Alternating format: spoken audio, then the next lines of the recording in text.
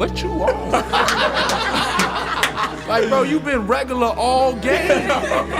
Shot, get to the spot, shot fake, spin pivot over here, spin back on the foot, drop it off the glass. I'm like, bro, what's going on? Then he pulled up from like 35 feet on some Steph Curry. Before Steph was doing that, he pulled up and laced it. I'm like, they called a timeout. Dan Tony looking at me. I'm like, bro, I ain't. I think the best way to prove your value is to work, is to learn, is to absorb, to be a sponge.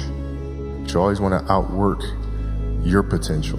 You know, as hard as you believe you can work harder than that.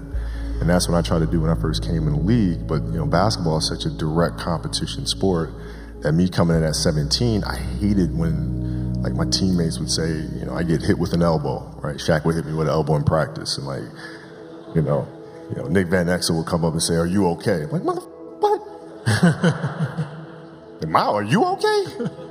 What the hell's wrong with you? You know, so like I always had that extra chip on my shoulder. So like every day in practice for me was really trying to annihilate everybody that I was playing against. Because I wanted to prove you don't need to babysit me.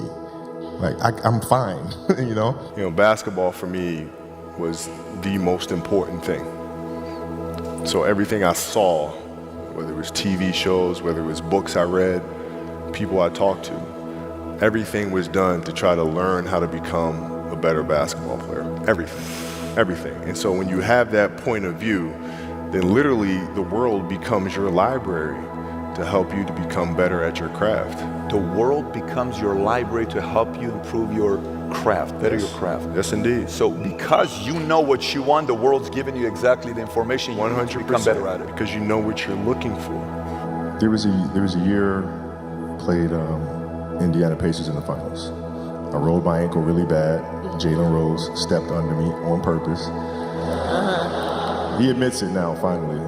Rolled my ankle really, really bad. I came back, finished the series, but I couldn't touch a basketball until mid-September, which was driving me crazy because I couldn't train. But I looked at, this was like the 10th time I rolled my ankle in one season. So I'm looking at that and I'm saying, okay, I gotta address that. And so being that I couldn't get on the basketball court, what I did was I took tap dancing lessons.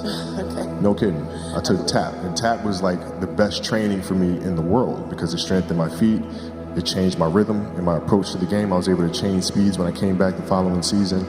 You know, I think dancers put way more strain on their body than athletes do. And I think there's a lot that can be learned from that. My daughter took ballet for several years, and I would sit there in the class, right? And I didn't know what I was getting into because I don't know anything about ballet, right? But I'm sitting there in the class, and I'm watching her get the first position, the second position, and I'm learning the structure and the rules that go along with that. And as athletes, there's a lot to be learned from that. Because if you simply go out there and perform and play, yeah, you'll be great every now and then.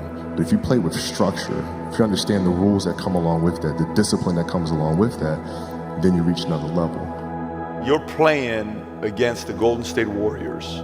Score is 107-109. You guys are close to getting into the playoffs.